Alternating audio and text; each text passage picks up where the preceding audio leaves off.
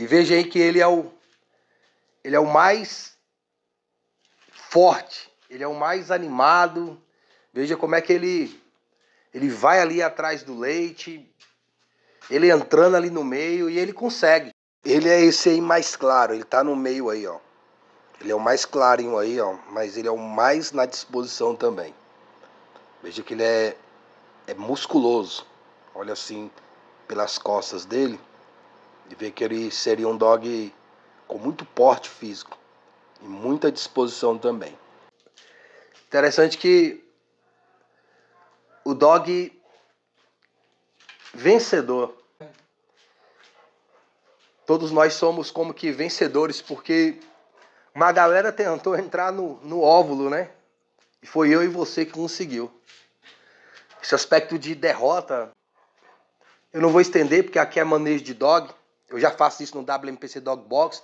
Tem o Voz que Clama na Cidade, a qual eu transmito ali o reino de Deus, a justiça de Deus. Aqui eu quero deixar só para manejo, mas esse contexto de derrota do ser humano é por causa do pecado. Das pessoas não saberem educar os seus filhos não saberem respeitar os seus pais, o mundo voltado para a ganância. Então todo esse contexto vai gerando derrota nas pessoas, afastamento de Deus, de não ter Cristo como único Senhor e Salvador da alma. Mas notem que nós já nascemos vencedores. Deus já nos deu a vitória desse nascimento terreno. Mas o maior nascimento que ele quer dar é o espiritual. É o novo nascimento do Espírito Santo. Por isso que a Bíblia fala que aquele que perseverar até o fim será salvo. Aquele que não desiste. Aquele que luta, aquele que batalha.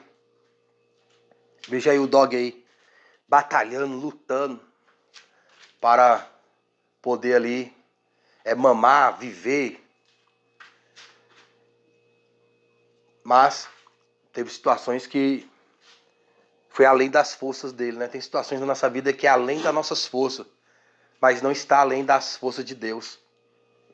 Porque tem um ditado popular que fala que para tudo tem um jeito, menos para a morte. Mas esse ditado popular não serve para Deus, que até para a morte Deus deu jeito, porque existe a vida eterna. Eu não posso deixar de falar, ainda que aqui eu vou deixar realmente exclusivo para manejo, mas é algo que está dentro de mim. Quando nasceu 7 dogs, já me veio os 7 Espíritos de Deus. Tudo que eu vejo, que eu ouço, eu lembro da palavra de Deus. Isso está em mim. E a situação também, não tem como eu não meditar na palavra de Deus.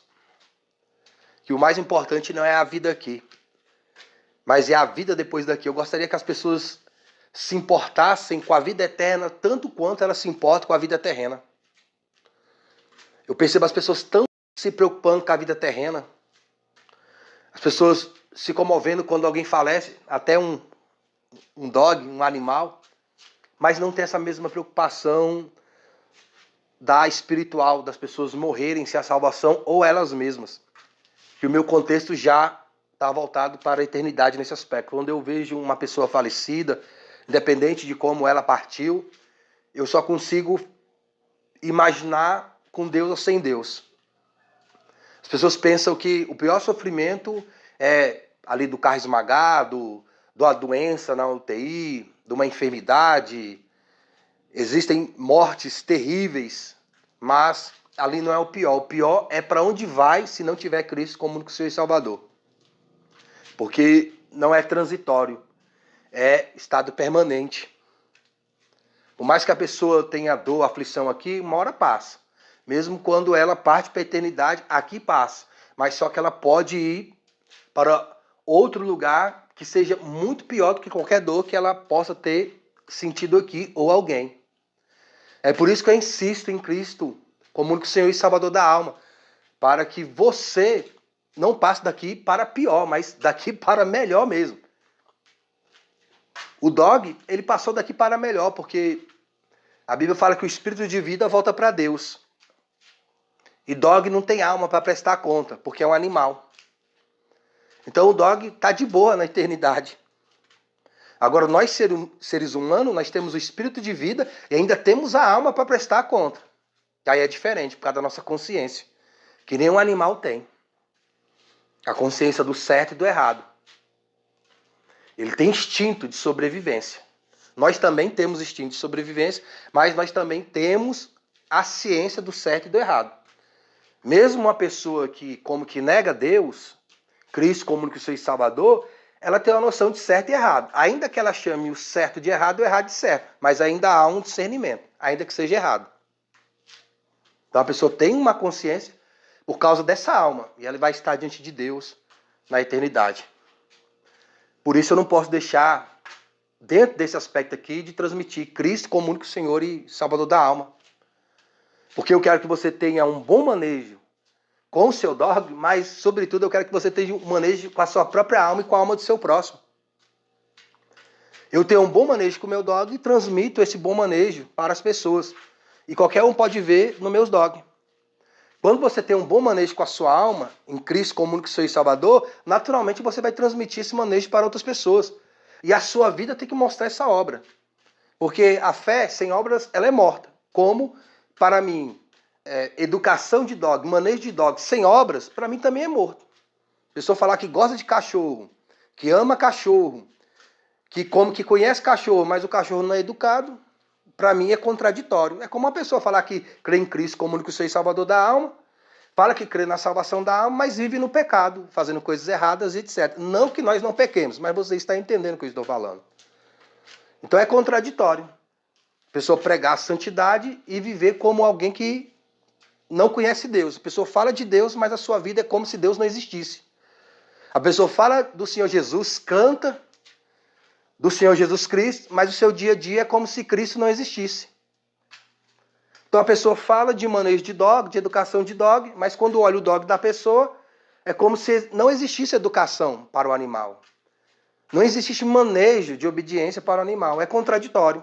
Eu sou dessa maneira. Eu não sou muito em acreditar em discursos, em vários aspectos, até em pregação. Por isso que eu não me empolgo com pregador, com cantor. Eu me empolgo com pessoas no meu dia a dia. Mesmo eu vendo elas falhas, eu vejo o esforço que elas têm para agradar a Deus, para não pecar e quando pecam se arrepende. É isso que eu acredito. Em algo real, onde se materializa em obra. Agora, só discurso, só oratório, para mim, não serve. E não serve para o meu dia a dia também. Eu não posso ser uma pessoa que fala de manejo de dog, educação de dog, e os dogs mal educados. Não posso estar aqui falando de Jesus Cristo como único Senhor e Salvador e fazendo coisa errada como se fosse normal. Porque esse que é um pecado mesmo, que detona mesmo. É a pessoa tá pecando, tá errando e ela tá vendo como normal. Porque tem aquele que peca e erra e fala, não, Senhor, eu preciso de mudança. E busca a Deus em Cristo como único Senhor e Salvador da alma essa mudança. E Deus dá através do Espírito Santo, porque realmente a gente não consegue se mudar. Mas nós temos a consciência que precisamos. Isso gera o que? Fé. O conhecimento gera fé. Como o conhecimento de dog gera um bom manejo, praticado, é claro. E o Espírito Santo vai te dando esse novo nascimento. Na realidade é o crescimento. Né? Porque quando a pessoa já tem essa consciência e esse fervor, essa fé para viver uma vida com Deus, ela já recebeu o novo nascimento. Só que tem que crescer. Como o dog, ele tem que crescer. Existem fases até ele chegar à fase adulta. Tem dogs que não chegam à fase adulta. E nós, como quem crê em Cristo como único Senhor e Salvador, nós temos que chegar na fase adulta.